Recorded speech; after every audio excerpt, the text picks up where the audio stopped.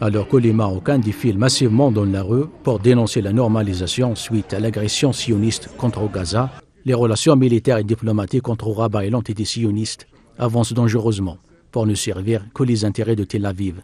Le régime marocain, qui a signé officiellement des relations diplomatiques avec l'entité sioniste, continue à renforcer ses relations et son allégeance à l'État terroriste en pleine guerre de génocide à Gaza.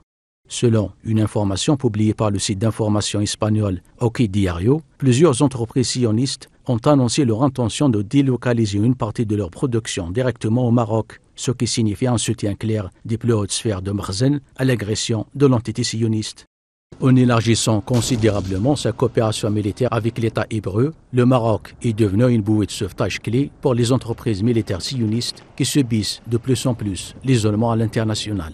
D'après le média espagnol citant des sources et consultations militaires, la dernière entreprise sioniste qui prépare son arrivée au Maroc est Bluebird Aerosystems. La société va commencer cette année à produire de matériel militaire sur le sol marocain. Parmi lesquels, le drone de suivi et d'espionnage SpyX, largement utilisé par l'armée sioniste dans ses massacres contre les civils à Gaza. Les premiers exemplaires de ce drone ont même été testés sur le sol marocain selon une vidéo diffusée par la société sioniste.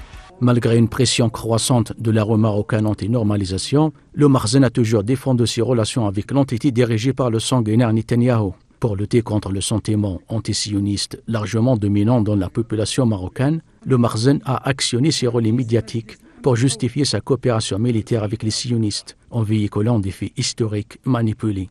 Ce numéro de la revue Haqa'iq, fondé par le journaliste marocain pro-sioniste Abdallah Al-Faryadi, titré en arabe « Le Maroc, le Saint Royaume des enfants d'Israël », prétendant que l'idée de déplacer les Juifs du monde vers le Maroc a été avancée avant la Palestine.